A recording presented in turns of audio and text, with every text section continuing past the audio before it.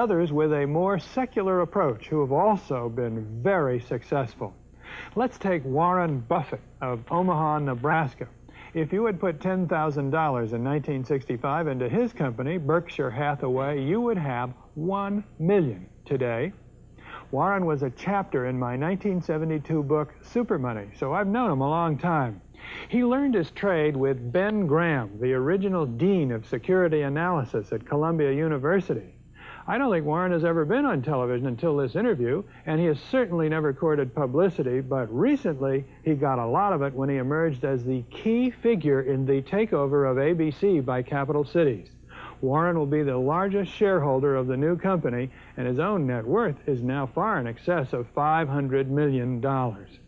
But when I spoke with him last fall in his office in Omaha, he very characteristically made his investment style seem so perfectly simple. The first rule in investment is don't lose. And the second rule in investment is don't forget the first rule, and that's all the rules there are. I mean, if you buy things for far below what they're worth and you buy a group of them, you basically don't lose money. Warren, what do you consider the most important quality for an investment manager? It's a temperamental quality, not an intellectual quality. You don't need tons of IQ in this business. I mean, you have to have enough IQ to get from here to downtown Omaha, but you do not have to be able to play three-dimensional chess or be in the top leagues in terms of bridge playing or something of the sort. You need a stable personality. You need a temperament that neither derives great pleasure from being with the crowd or against the crowd, because this is not a business where you take polls. It's a business where you think. And Ben Graham would say that you're not right or wrong because 1,000 people agree with you. And you're not right or wrong because 1,000 people disagree with you. You're right because your facts and your reasoning are right. Warren, what do you do that's different than 90% of the money managers who are in the market? Certainly most of the professional investors focus on what the stock is likely to do in the next year or two, and they have all kinds of arcane methods of approaching that, but they do not really think of themselves as owning a piece of a business. The real test of whether you're investing from a value standpoint or not is whether you care whether the stock market is open tomorrow. If you're making a good investment in a security, it shouldn't bother you if they close down the stock market for 5 years. All the ticker tells me is the price. Yeah. And I can look at the price occasionally to see whether the price is outlandishly cheap or outlandishly high, but prices don't tell me anything about a business. Business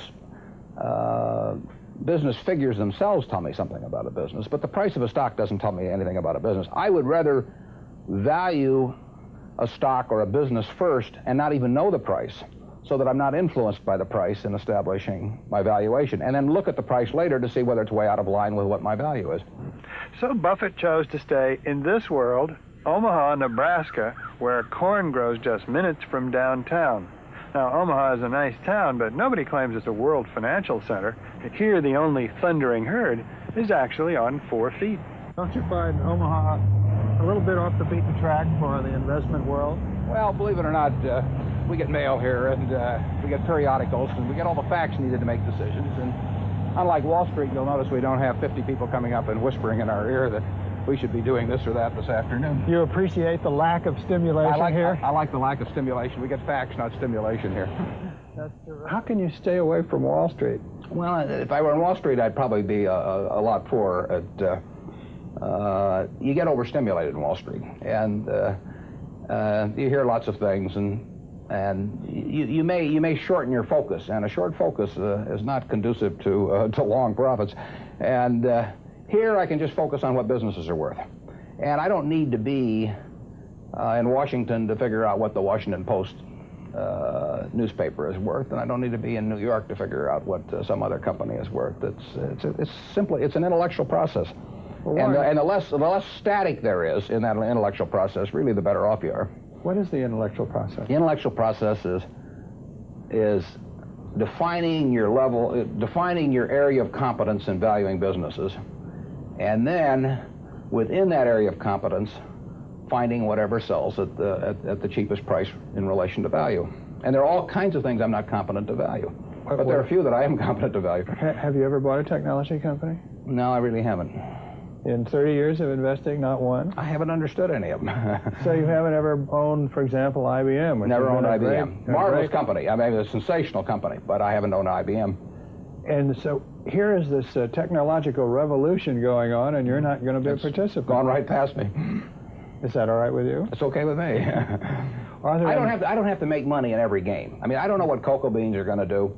I don't. You know, there are all kinds of things I don't know about, and that may be too bad. But you know, why should I know all about them? I haven't worked that hard on them. In the securities business, you literally every day have thousands of the major American corporations offered to you at a price that changes daily, and you don't have to make any decisions. You have to make nothing is forced upon you. So there are no called strikes in the business. The pitcher just stands there and throws balls at you.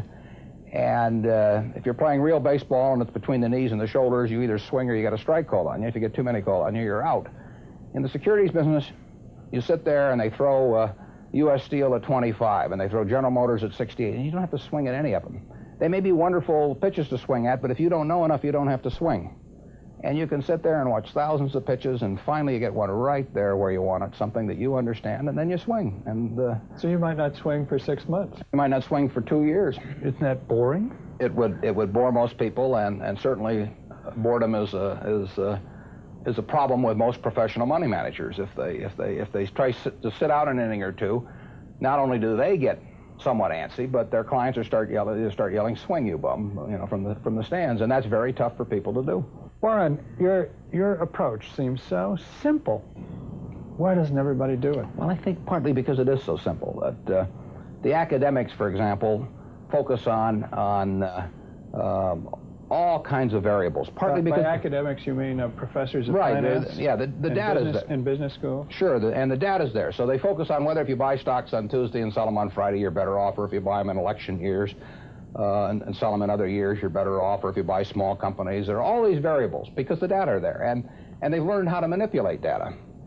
And as a friend of mine says, to a man with a hammer, everything looks like a nail. And once you have these skills, you just are dying to utilize them in some way, but they aren't important. If I were being asked to participate in a business opportunity, would it make any difference to me whether I bought it on a Tuesday or a Saturday or an election year or something? It's not what a businessman thinks about in buying businesses. So why think about it when buying stocks? Because stocks are just pieces of businesses.